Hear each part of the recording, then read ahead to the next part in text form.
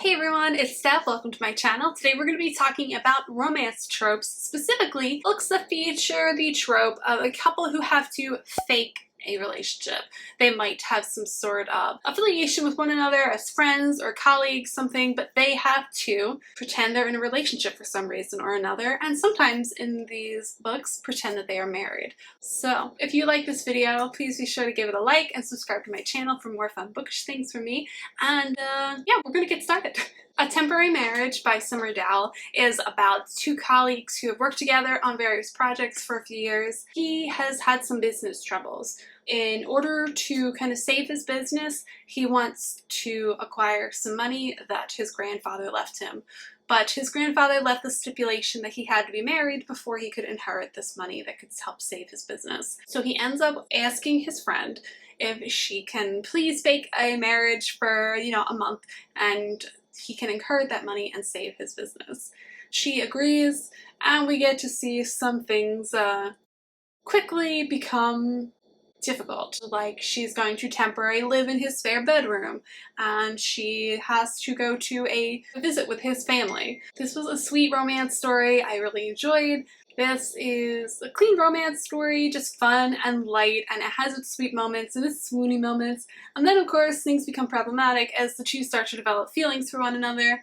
But, they're not actually a couple, but everyone thinks they are, so they don't have this normal progression of how a relationship typically starts off. So we get to see the challenges that ensue when that occurs. So, with that being said, I really enjoyed this story. It was a fun read and definitely something worth checking out.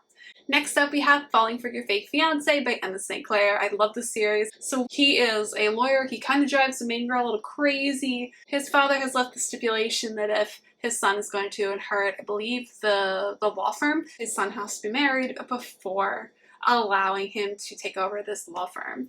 So it becomes this whole problematic thing. He ends up hiring this main girl to be a dog sitter for his dog.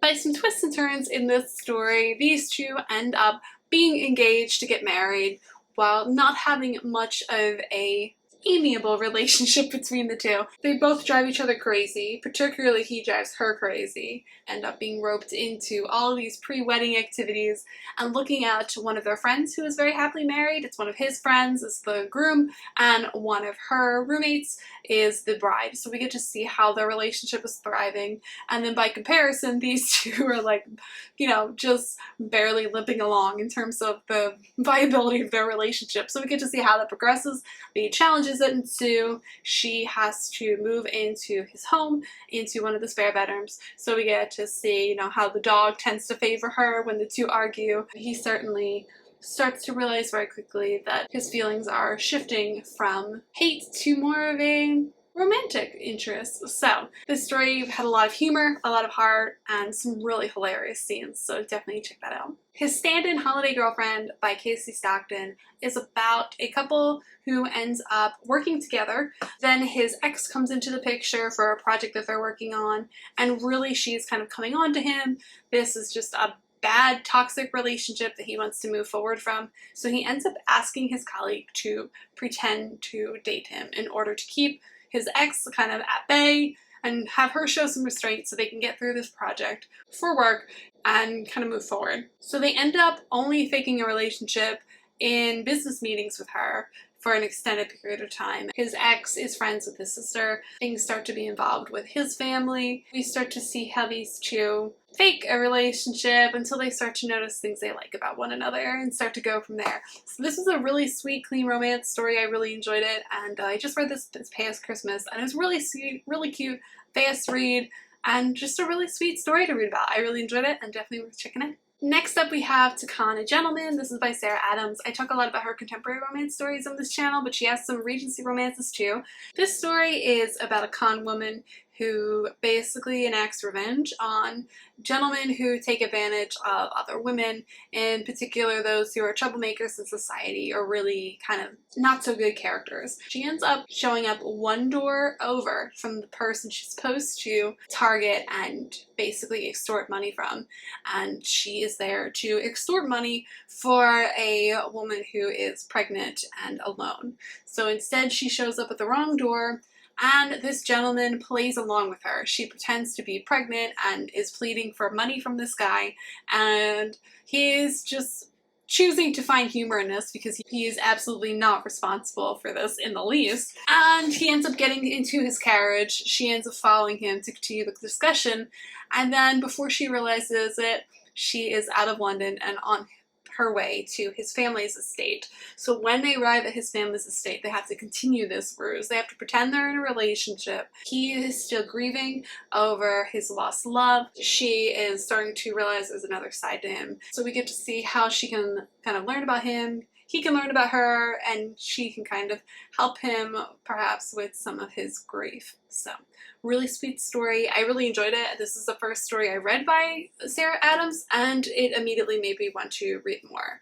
I definitely really enjoyed it, and I listened to this on audio, and the audiobook was great. So definitely check this out if you're interested. Last but not least, we have A Proper Charade by Esther Hatch. This is a story about a girl named Patience who wants to prove her brother wrong and prove that she can do anything that anyone else can do. He kind of is like, oh, you're a gentlewoman of society, you can't do hard work and labor and that kind of thing. So she ends up going to this gentleman's home and asking to be hired as a maid. She ends up being hired, but of course she's absolutely terrible at being a maid. She has no clue what she's doing because she's never had to do any maid responsibilities in her life up to this point. She ends up bumping into the son of the estate owner. He is a few years older than her and notices that she's beautiful, but you know, she's a maid and he's a society gentleman, so he's not going to do anything improper.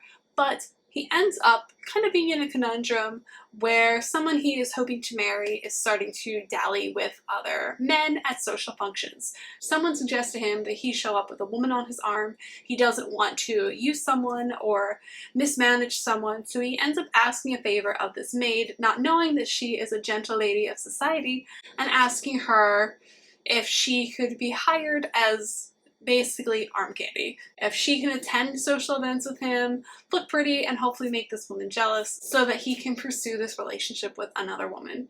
She says yes, and she's very amused that he is so surprised how well she functions in society. So we get to see this really fun dynamic between the two, where this mistaken identity of he thinks she's a maid and she's not a maid, but she can't tell him because she's made this bet with her brother and she wants to prove her brother wrong. So we have this whole twisted knot going on of things happening. Meanwhile, these two in a fake relationship out in society are starting to have some feelings for one another and take notice of one another. I really enjoyed this story. I thought it was a really creative and original idea, and then I thought it was just really a great romance story. Definitely enjoyed it and definitely worth checking out. That wraps up this list. If you can think of any more books that feature fake relationships, definitely let me know in the comments down below. Several of these authors are indie authors, so I did want to highlight their stories as well.